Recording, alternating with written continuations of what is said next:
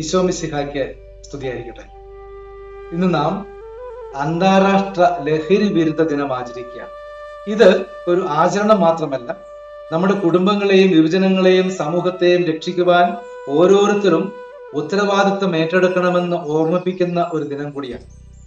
ലഹരി ഒരു വ്യക്തിയുടെ മാത്രം പ്രശ്നമല്ല, അത് ഒരു കുടുംബത്തിന്റെ സമാധാനവും ഒരു സമൂഹത്തിന്റെ സുരക്ഷയും ഒരു രാജ്യത്തിന്റെ ഭാവിയെ തകർക്കുന്ന നിശബ്ദ ശത്രുവാണ്. ആദ്യം അത് ഒരു ശീലമായി തുടങ്ങും, പിന്നീട് അത് അടിമത്തമായി മാറും. ഒടുവിൽ മനുഷ്യന്റെ സ്വപ്നങ്ങളെയും ബന്ധങ്ങളെയും ജീവിതത്തെയും അത് വിഴുങ്ങും. ഞാൻ വന്നിരിക്കുന്നത് അവർക്ക് ജീവൻ ഉണ്ടാകുവാനും അത് സമർത്ഥമായി ഉണ്ടാകുവാനുമാണ്. യോഹന്നാന്റെ സുവിശേഷം 10-ാം അധ്യായം 10-ാം വാക്യം. ജീവൻ നൽകാനാണ് ക്രിസ്തു വന്നത്. ജീവൻ നശിപ്പിക്കുന്നതെല്ലാം ക്രിസ്തുവിന്റെ വഴിക്ക് എതിരാണ്. അതിനാൽ ലഹരിക്കെതിരായ പോരാട്ടം ആരോഗ്യപരമോ നിയമപരമോ ആയ ഒരു വിഷയം മാത്രമല്ല, അത് ആത്മീയവും ധാർമ്മികവുമായ ഒരു ദൗത്യമാണ്. പ്രിയപ്പെട്ട മാതാപിതാക്കളെ, മക്കൾക്ക് നൽകാൻ കഴിയുന്ന ഏറ്റവും വലിയ സമ്മാനം സ്നേഹവും സമയവും നല്ല മാതൃകയുമാണ്. മക്കളോട് സംസാരിക്കുക, അവരുടെ സുഹൃത്താവുക, അവരുടെ മാറ്റങ്ങൾ ശ്രദ്ധിക്കുക, കുടുംബ പ്രാർത്ഥനയും ഒരുമിച്ചുള്ള ഭക്ഷണവും കുടുംബ ബന്ധങ്ങളും ശക്തിപ്പെടുത്തുക. സ്നേഹം നിറഞ്ഞ കുടുംബ ബന്ധങ്ങൾ ലഹരിക്കെതിരായ ഏറ്റവും ശക്തമായ പ്രതിരോധമാണ്. പ്രിയപ്പെട്ട കുഞ്ഞുങ്ങളെ, യുവജനങ്ങളെ, നിങ്ങളുടെ ജീവിതം വിലപ്പെട്ടതാണ്.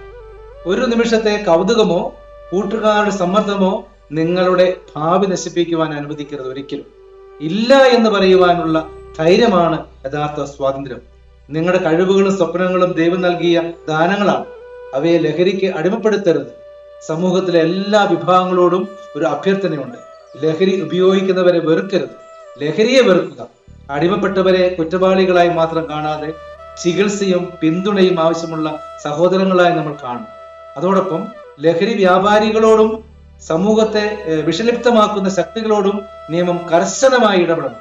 ഈ അവസരത്തിൽ ലഹരിക്കെതിരെ രാവും പകലും പ്രവർത്തിക്കുന്ന എക്സൈസ്, പോലീസ്, ആരോഗ്യ പ്രവർത്തകർ, അധ്യാപകർ, സന്നദ്ധ സംഘടനകൾ, മാധ്യമങ്ങൾ എന്നിവർക്കെല്ലാം ഈ അവസരത്തിൽ നന്ദിയും ആദരവും ആത്മാർത്ഥമായിട്ട് അറിയിക്കുകയാണ്.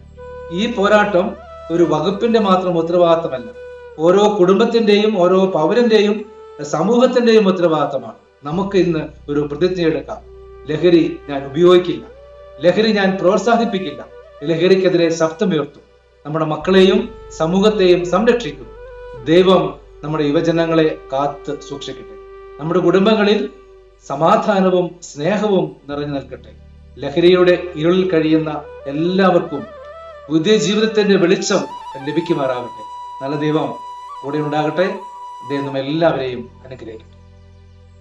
Subscribe now and press the bell icon. Never miss an update.